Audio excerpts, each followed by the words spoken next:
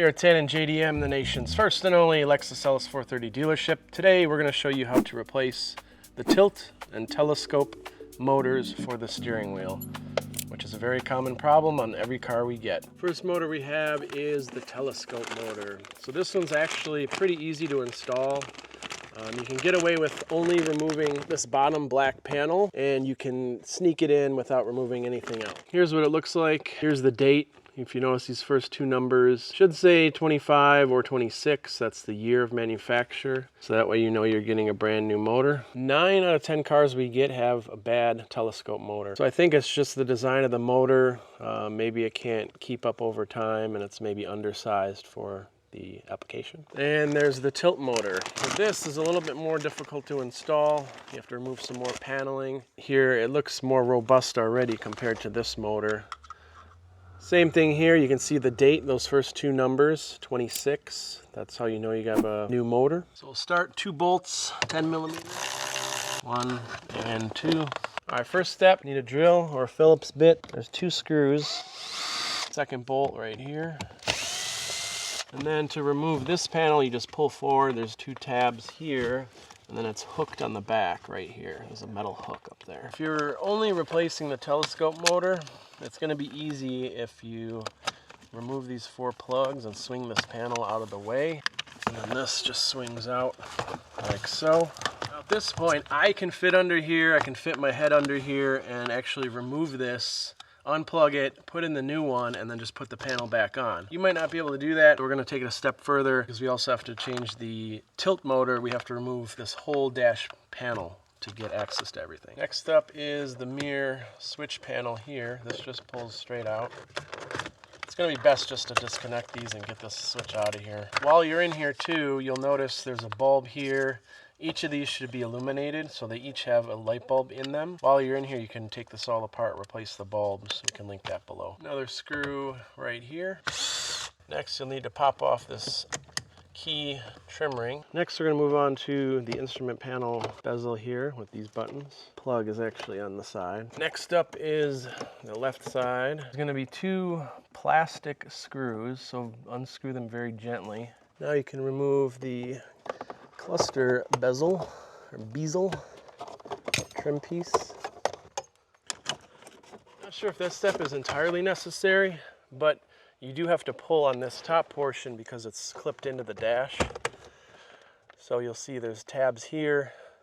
Better safe than sorry. It's very easy to remove, and that way you can clear everything and you won't break any plastic. Next, there's 2 screws on the hood release lever.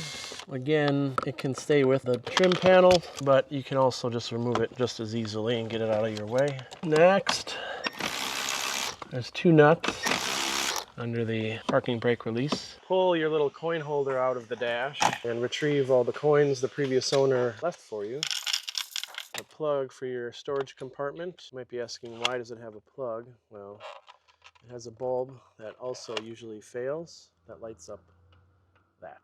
Now at this point, you should be able to pull the entire panel free, like so. We can swing it out of the way. We don't have to remove everything, but we do have to remove this and this tube carefully. After you remove the AFS off button, or the switch or the harness, now you can swing this around and not disturb any of the other wires. Next up, airbag. So the tilt motor in here, we might actually be able to leave this, so we'll try that. But we do have to remove this first. So there's 1 screw here, Phillips. There's 1 on each side right here.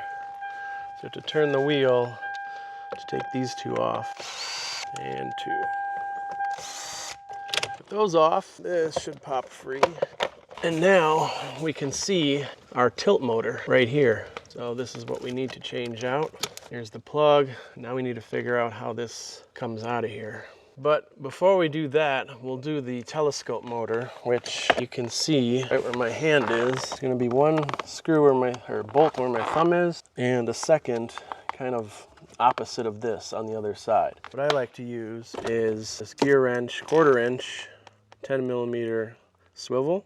So I'm gonna have to get under here, stick my head under here and unplug it, and you can see me work. As I mentioned before, I stick my head all the way up here by the gas pedal, and I can see everything. It's actually much easier too with this panel out because you can get up higher if you have a small enough head. And if you're claustrophobic, I'm sorry. So I'm gonna take this bottom bolt off first, which we saw earlier on the bottom. You need the swivel on the bottom bolt because there's an air vent kind of right in the way. And before I take off that top one, I'm going to want to disconnect the harness because it's going to be harder to get the harness out when it's unbolted. Of course, that's even more difficult. All right, so I popped the plug off by reaching on top of the connector. So you have to reach in, up, and then hit the tab and then pull at the same time, all with one hand. And I have full view of the motor, the bolt, everything. So it's pretty comfortable in here. You can also get the top one with a simple, just straight extension or a deep 10 millimeter. The bolt fell directly into my hand. Evacuate the area and wiggle this motor out of here. And as you can see on the old one, your date stamp is 04. So that's how you know if it's original, been replaced. And like I said, I mean, they're all bad, usually 90%, 95 to 99% of the time. So they maybe last 15 years, 20 max. Depends on use, depends on climate, everything else. So garbage. So we have the new motor here. This piece is like a little U-joint with a rubber holder. So you're gonna need to put this in first and then slide this into the port essentially. And this likes to like slide down and go like that. And yeah, so this is the hardest part right here. The tilt motor at the end of the shaft, there is a clip. So this clip is what kind of holds it in position. So once we put this in place, we'll snap this circlip right there in that retainer. We're starting with a 6 millimeter hex Allen socket right here. Now you'll notice the wheel is essentially disconnected. Here's our tilt motor. So this goes, up, down. Now we have to figure out how to disconnect this from however it's locked on here. So first step, you have to disconnect this harness from the tab. Now we just spin the motor out of the housing. Here you'll notice a second circlip on the bottom, and you're going to want to swap that over. Installation is opposite of removal. You're just going to thread this new motor back in until it lines up with the holes. So something like that, and then we're going to put those two bolts back in. So don't forget to swap over these little brown bushings from the old motor to the new motor. You can see right there, now we are lined up. So we're going to put the screw bolt back in, thread directly in.